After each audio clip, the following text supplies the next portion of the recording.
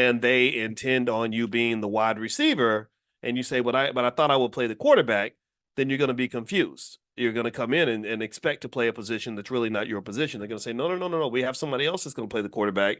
They're going to throw the ball. Your job is to catch it.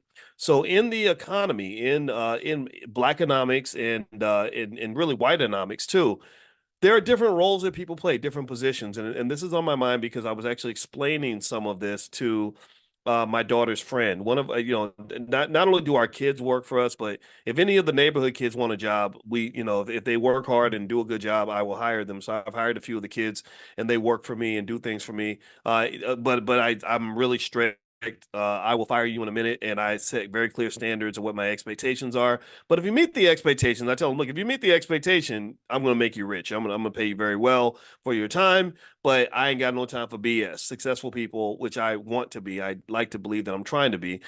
Successful people just don't have time for silliness and nonsense and things that are going to throw off the agenda. So anyway, one of the young ladies that works for us, I was explaining to her something that I heard one of the Rockefellers say. And what John D. Rockefeller, there was one point where Rockefeller literally said something really fascinating, where he said that if you spend all your time at work, how do you have time to make any money? And that was literally a confusing statement for a lot of people, because if you think about it, why do people go to work? Why do people get up and go to work every day? It's not because they enjoy it usually. It's because they're making money, right? They say, okay, this is my financial play. This is my economic move. So how in the heck would that be the case? So I just explained to her. I said, in this economy, you've got the horses and you have the jockeys. You have the people that the jockeys get all the credit, the horses do all the work. I said, in America, unfortunately, the hardest working people in America are the ones who pay most of the taxes, then fund the government. The hardest working people in America are the ones who stimulate the economy. The hardest working people in America are the ones who pay rent to the landlords. The hardest working people in America are the people who pretty much make this country go. Those are the workers. And unfortunately, what is really true is that the people that make lots of money, and because we were talking about investing, and I love it. You know me, I'm an old dad, so when I get excited when a kid comes and asks me about opening an investment account or whatever. So I just explained to her. I said, the people that really make a lot of money in America are the people that work the least. Actually, you have to sure you got to work maybe to run your business and stuff like that, but you're doing work that you enjoy, or you're doing work where you did a lot of work in the past and you get paid in the future for work that you did in the past. So, for example, I make money from a lot of the work that I did in the 1990s, because in the 1990s, I was in school studying 7 or 8 hours a day trying to get my PhD. So now, 20 something years later, I still am able to generate income from things that I did in 1991, right? That's crazy, right? That's absolutely, some of y'all weren't even born in 1991. So anyway, so the point of the matter was to say that I was explaining to her just how the economy works, and that there are different people that are put into different positions. And I said, do not let them position you inappropriately. Do not let them put you in a position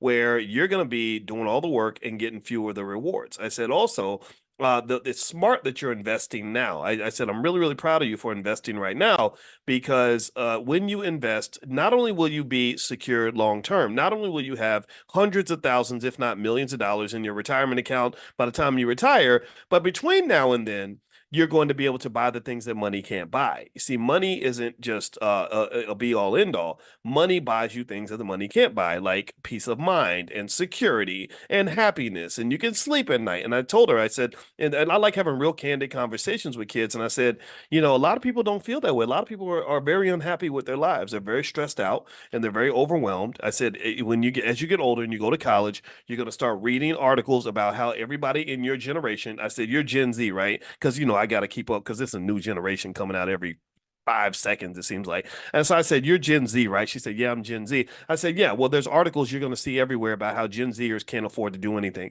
You can't afford to pay rent. You can't afford to go to the bathroom. You can't afford to buy a house. You can't afford to do nothing.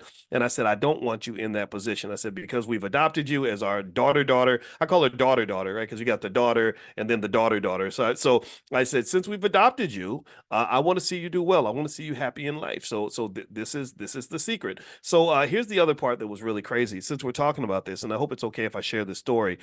So I was talking to her about buying stock, right? Because she was like, "Well, how do I buy stock? Like, what do I do?" I was thinking about this and thinking about that, and I said, "Look, here's the first mistake a lot of people make. The big mistake a lot of people make is they overthink it, because it can be very complicated." And I said I could probably say a lot of words about investing that will make your head spin, that will make you really feel like it's super complicated, and that only elite people who really have specialized knowledge can actually do it. I said, but I asked her that simple question I've asked a lot of you. I said, "Are you smarter than a monkey?"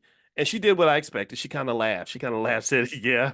And I said, "Okay." And then I explained to her the Burton Malkiel monkey experiment in 1971, where he taught monkeys how to invest by throwing darts at a wall. And I said the monkeys made money. The monkeys made more money than a lot of people who get up and go to work every day. The monkeys made more money than a lot of people who've been working 30, 40 years since the 90s, since the 80s.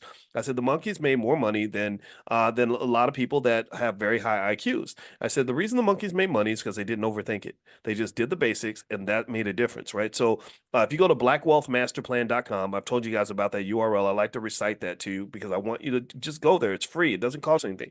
And blackwealthmasterplan.com is the $5 a day plan. The $5 a day plan is literally how you build wealth like the monkeys. And so anyway, I then said, I said, you know what? Come in my office. Let me show you something. Let me show you something real quick. So I pulled out my phone and I said, here's what I want. Here's what I'm saying when I don't want you to overthink it. So I pulled out my phone and I said, let's buy stock in a company. And she said, okay. I said, what company do you want to buy stock in? She said, Chipotle. I said, okay, let's find Chipotle. So I found it and I said, this is what you call it. This is the ticker symbol. And then I said, okay, so this is how you buy. You tell her how many shares you want. I said, but you don't have to buy a whole share. You can just buy $200 worth. So we bought $200 worth. And I said, okay, so I hit the button. I said, okay, now as of tomorrow morning, when the market opens, our family will be owners of Chipotle. Now I think I already own Chipotle, but now we own a little bit more. Now when Chipotle's money goes up, our money goes up. And she gave the greatest reaction. She goes, "That was so cool."